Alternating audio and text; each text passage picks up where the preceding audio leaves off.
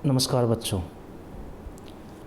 आज का जो प्रश्न है, जैसे कि आपको दिखाई दे रहा होगा, रीति मुक्त। ये रीति मुक्त काव्यधारा का संक्षिप्त परिचय देते हुए इसकी प्रमुख प्रवृत्तियाँ या विशेषताओं पर प्रकाश डालना है। अब इसका जो PDF रूप था वो मैंने आपको उपलब्ध करवा दिया है। अब मैं इसको थोड़ा सा समझा देता हूँ, तो इसको अच्छे से समझ करके फिर वो PDF जो प्रश्न है उसको याद कर लेना। तो जहाँ तक इस प्रश्न से संबंधित आपको ये पता होना चाहिए कि ये रीति मुक्त काव्यधारा क्या है। रीतिबद्ध काव्यधारा के बारे में मैंने आपको बता दिया था। अगर आपने रीतिबद्ध काव्यधारा का प्रश्न याद कर लिया तो ये प्रश्न अपने आप आपको याद हो जाएगा, ज़्यादा कुछ करने की ज़रूरत नहीं पड़ेगी। इसलिए मैं कहता हूँ मेरे जो प्रश्न करवाता हूँ उसको साथ साथ करते रहना, क्योंकि एक प्रश्न है वो अगले प्रश्न से जुड़ा हुआ होता है। अब अगर इस प्रश्न की बात करें तो इस प्रश्न में सबसे पहले हमें क्या है, हमें ये पता होना चाहिए रीति मुक्त क्या है, इसका अर्थ क्या है, परिभाषा क्या है। इससे पहले मैं आपको इस प्रश्न को जोड़ देता हूँ। इससे पहले इसमें है रीतिबद्ध। रीतिबद्ध के बारे में मैंने आपको बता दिया, जो रीति के बंधन में बंधे हुए थे। अब रीतिबद्ध क्या है और रीति मुक्त क्या है, तो अब भी आप इस प्रश्न को समझ सकते हो।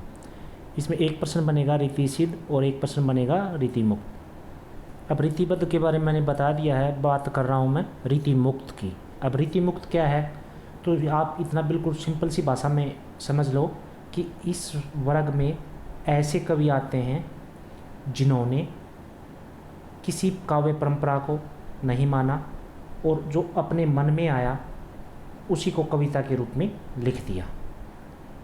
कहने का मतलब ये है कि साहित्य के जो बंधन थे, जो रूढ़ियाँ थी, उन रूढ़ियों को, उन बंधनों को इन कवियों ने नहीं माना, तो इसीलिए इनको रीति मुक्त कवि कहा गया। और ऐसे कवियों के समूह को, उनकी कविताओं को रीति मुक्त काव्य की संज्ञा दी गई। अब जहाँ तक कि अगर मैं सीधा सा कहूँ तो दूसरे शब्दों में हम कह सकते हैं कि स्वच्छंद काव्यधारा के कवि हैं वो एक तरह से रीति मुक्त है। स्वच्छंद का आप समझ रहे हो, जो स्वतंत्र हों, जिनके ऊपर कोई बंधन ना हो। अब ये जो स्वच्छंद कवि हैं, इनके काव्य में क्या है, तो कहने का मतलब है ये जो रीतिमुक्त काव्य है, यह काव्य अपने अंदर की अनुभूतियों का काव्य है। अर्थात ये इस काव्य को लिखने वाले जितने भी कवि हैं उनकी अंदर की अनुभूतियां हैं, और ये अनुभूतियां उनकी व्यक्तिगत हैं, उनकी आत्मा की हैं। इन कवियों ने बाह्य जगत को या बाहरी संसार को उतना महत्व नहीं दिया जितनी अपनी व्यक्तिगत संवेदनाओं को, अपनी पीड़ाओं को स्थान दिया।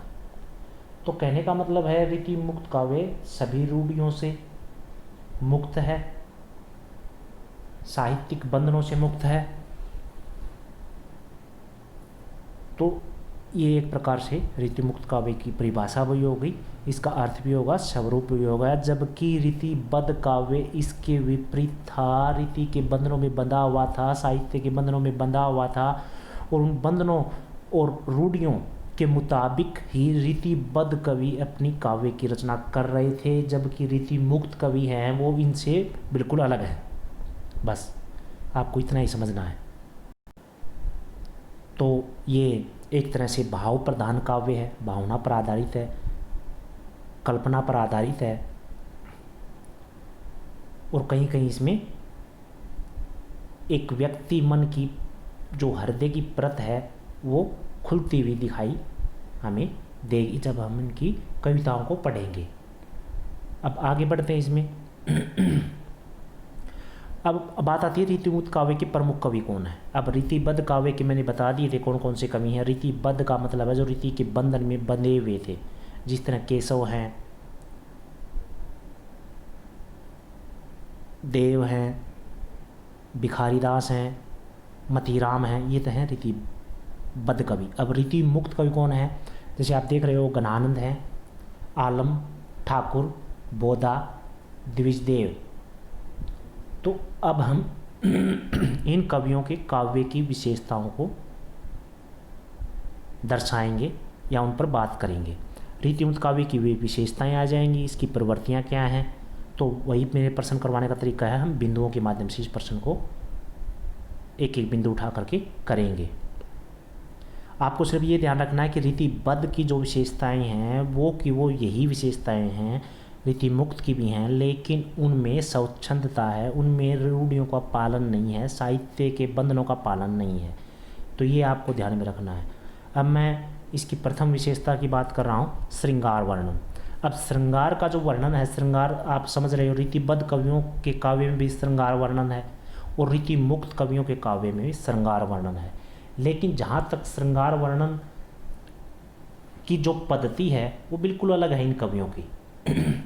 इन कवियों ने क्या है, अपने हृदय में जो भाव पैदा हुए और जो इनकी संवेदना पैदा हुई उस चीज़ का इन्होंने वर्णन किया, उस श्रृंगार का वर्णन किया। और जो इनका जो श्रृंगार वर्णन है वो श्रृंगार के वैसे दो रूप होते हैं, एक संयोग रूप में, एक वियोग रूप में। तो इन्होंने वियोग का पालन किया है, यानी कि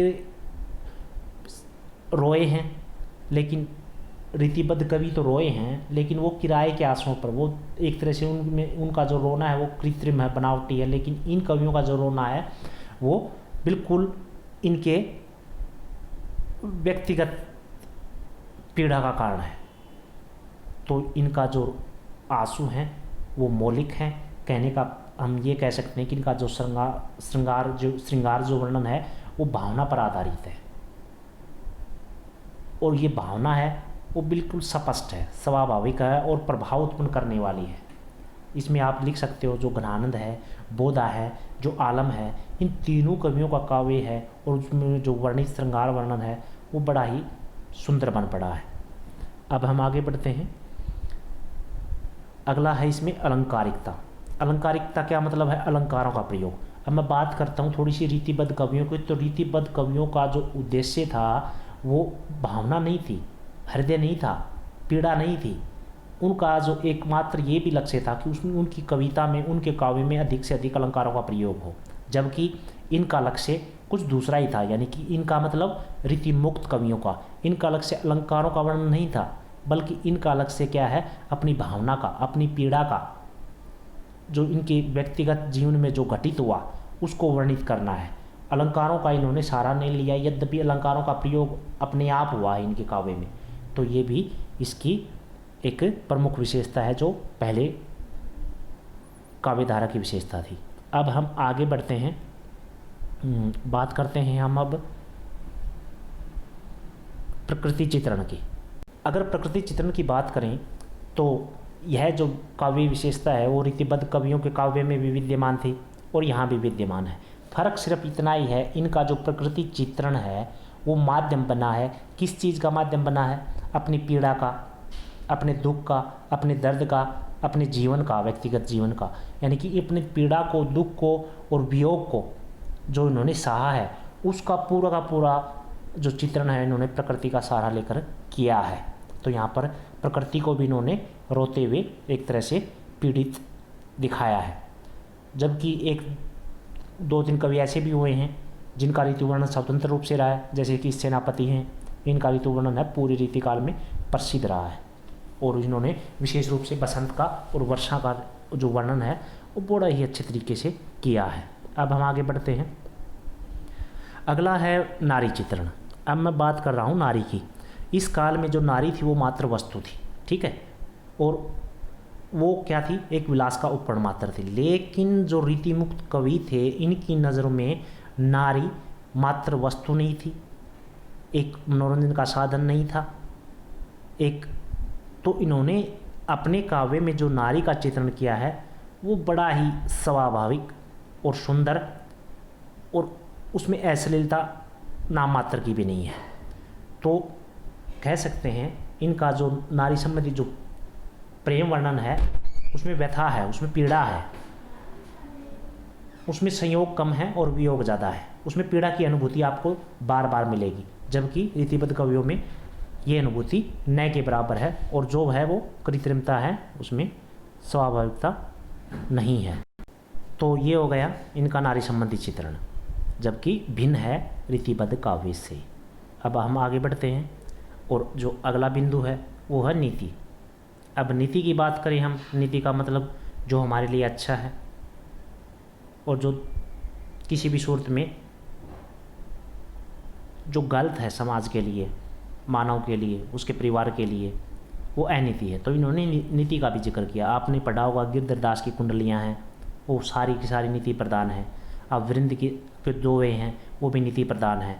तो रीतिबद्ध काव्य में ये जो विशेषता थी ये नहीं थी, जबकि रीति मुक्त काव्य में ये विशेषता विद्यमान है। अब हम आगे बढ़ते हैं और अगला बिंदु है वीर काव्य। अब रीतिबद्ध काव्य में भी वीरता थी और रीति मुक्त काव्य में भी वीरता है, यानी कि उनके जो रीतिबद्ध कवि और रीति मुक्त कवि हैं दोनों ही कवियों ने वीरता का वर्णन किया है। अगर हम बात करें, लेकिन जो वीरता है रीतिबद्ध कवियों की वो बनावटी है। उन्होंने अपने आश्रयदाताओं को सिर्फ प्रसन्न करने के लिए रचनाएं की हैं वीर काव्य की। लेकिन जो रीति मुक्त कवियों में आलम हैं, गणानंद हैं, ठाकुर हैं, जो लाल कवि हैं, उन्होंने बहुत ही बढ़िया वीर काव्य की रचना की है, वो भी स्वाभाविक रूप से। तो ये इनकी विशेषता हो गई। अब हम आगे बढ़ते हैं। अगला जो बिंदु है वो है दरबारी काव्य। अब आपको सभी को पता होगा कि ये जो काल है और इस काल के जितने भी कवि हैं वो किसी न किसी दरबार से संबंधित रहे हैं। रीतिबद्ध कवि भी रहे हैं और रीति मुक्त कवि भी रहे हैं। लेकिन रीति मुक्त कवियों ने अपने हृदय, अपने प्रेम का, अपनी पीड़ा का जो वर्णन किया है वो रीतिबद्ध कवियों से बिल्कुल अलग मिलता है। रीति मुक्त कवियों के काव्य में जो विषय हैं, जो प्रेम है, उसमें उदात्तता है, उसमें उदारता है, उसमें पवित्रता है, उसमें एक तरह से त्याग है और एक वेदना है। और उस वेदना को ये कवि अपना भाग्य समझते हैं और उसे मौन होकर के स्वीकार भी करते हैं। ये जो कवि हैं रीतिमुक्त, ये किसी से कुछ कहते नहीं अपने प्रेम के बारे में कि हमें प्रेम में या हमारे जो गृहस्थ जीवन में है हमें दुख मिला, बल्कि अपनी पीड़ा को ये सिर्फ व्यक्त करते हैं। तो संयोग हो चाहे वियोग हो, जो इनकी अनुभूतियां हैं वो प्रधान हैं। अब आगे बढ़ते हैं हम। अगला बिंदु हो गया मौलिकता। अब बात आती है मौलिकता की। अब मौलिकता मतलब वास्तविकता। अब रीतिबद्ध के कवि जितने भी हुए हैं उनके काव्य में कहीं कोई मौलिकता नहीं मिलती। अलंकारों का भी जानबूझकर प्रयोग है, श्रृंगार का भी जानबूझ के प्रयोग है, अन्य छंदों का भी जानबूझकर प्रयोग है, यानी सब कुछ जानबूझकर कृत्रिम रूप से इन्होंने किया है। लेकिन रीति मुक्त कवि हैं जो गणानंद हैं, बोधा हैं, आलम हैं, ठाकुर हैं, वृंद हैं, इन कवियों के जो काव्य है, चाहे वो प्रेम वर्णन हो, चाहे वो नारी का वर्णन हो, चाहे वो अपनी व्यक्तिगत पीड़ा का वर्णन हो, तो ये उनकी जो अनुभूति है वो परिपक्व है और वो अधिक प्रभावित करने की उसमें क्षमता है। उन्होंने जितने भी अपने भाव कविता में व्यक्त किए हैं, चेष्टाएं हैं, जो एक तरह से जो विशेषताएं हैं वो सारी उनकी खुद की हैं, वो स्वाभाविक रूप से बन पड़ी हैं। तो ये हो गई इसकी मौलिकता इस काव्य की। अब अगला बिंदु हम बात करेंगे प्रेम और पीड़ा की अधिकता। अगर हम कह सकते हैं कि इस जो संपूर्ण रीतिमुक्त काव्य है वो प्रेम का काव्य ही कहा जाएगा। और उसमें प्रेम के काव्य में क्या है, वो भावनात्मक प्रेम है, उसमें संयोग कम वियोग ज़्यादा है। और ये जो कवि हैं इस वियोग को भी अपना भाग्य मानते हैं और इसमें ही अपने आप को भाग्यवान समझते हैं। अब जो प्रेम की जो छोटी छोटी भावनाएं होती हैं, जो विशेषताएं होती हैं, इनका वर्णन बड़ा ही सुंदर तरीके से इन कवियों ने किया है। अगर हम आगे बढ़ते हैं, अगला पॉइंट है काव्य रूप।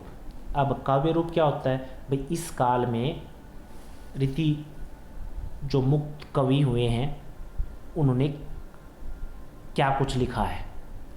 तो इस काल के कवियों ने वैसे तो मुक्तक काव्य की रचना की है, क्योंकि मुक्तक काव्य होता है एक तरह से उसमें ही हम अपने भावनाओं को अच्छे से प्रकट कर सकते हैं।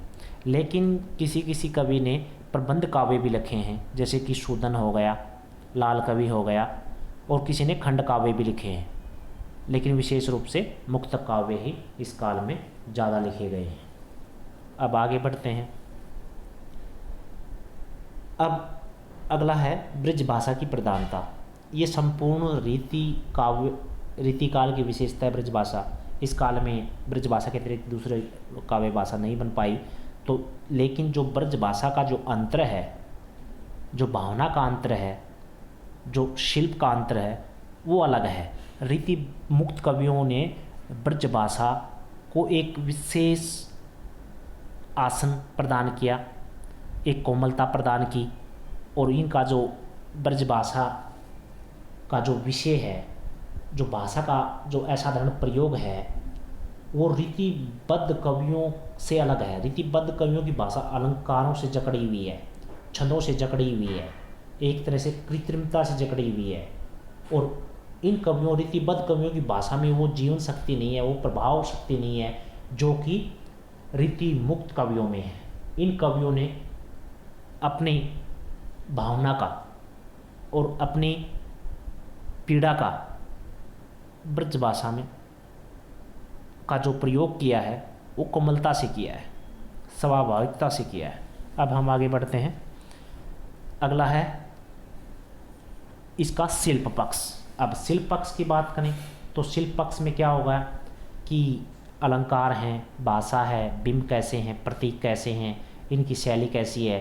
तो ये है, जब रीतिबद्ध कवियों की बात हुई तो इनकी जो अलंकार है, शैली है, भाषा है, रस है, गुण हैं, वो सारे के सारे एक रीति के बंधन में या एक तरह से रूढ़ियों में बंधे हुए हैं। जबकि इस काल के जो कवि हैं, ये सारी चीज़ें हैं वो स्वतंत्र हैं, वो भावना पर आधारित हैं, प्रयास पर आधारित नहीं है। इन्होंने अलंकारों का प्रयोग किया है वो भी स्वाभाविक किया, अपने आप हुआ है। जहाँ तक रस की बात है तो वो भी अपने आप स्वाभाविक रूप से चित्रित हुआ है। तो कहने का मतलब ये है कि इनका जो अभिव्यंजना है, जो शिल्प पक्ष है, वो एक नए आयाम स्थापित करता है। अब अगर हम भूषण की बात करें या ग्रहानंद की बात करें तो इनकी अनुभूतियां हैं वो ब्रज भाषा को एक नई ऊंचाइयों पर ले जाती हैं। तो जबकि रीतिबद्ध कवियों में ऐसा नहीं है। तो आलम, बोधा, ठाकुर, जो इनकी जो भाषा है वो बोझिल नहीं है, वो कठोर शब्दावली से युक्त नहीं है, वो भाव पर आधारित है। अब हम आगे बढ़ते हैं। अब बात करते हैं, हम थोड़ी सी निष्कर्ष की बात कर लेते हैं कि पूरा निष्कर्ष निकल कर क्या सामने आता है। और निष्कर्ष यही सामने आता है कि रीतिबद्ध कवियों के जो भी भाव थे, जो शिल्प था, जो प्रवृत्तियाँ थी, वो सारी की सारी क्या है, एक राज्याश्रित दरबारी काव्य का परिणाम है। यानी कि जैसा राजा वैसा ही काव्य। लेकिन रीतिमुक्त कवियों का जो काव्य है वो ऐसा नहीं है। इन कवियों के काव्य में इनकी खुद की पीड़ा है, खुद का प्रेम है, और खुद की भावना है, और खुद की आत्मा है, और उसमें क्या है, मार्मिकता है, सूक्ष्मता है, एक विषाद है, दुख है, एक आंतरिक पीड़ा है। तो सही अर्थों में एक तरह से सच्चा काव्य रीतिमुक्त काव्य ही इस काल का रहा है। नमस्कार।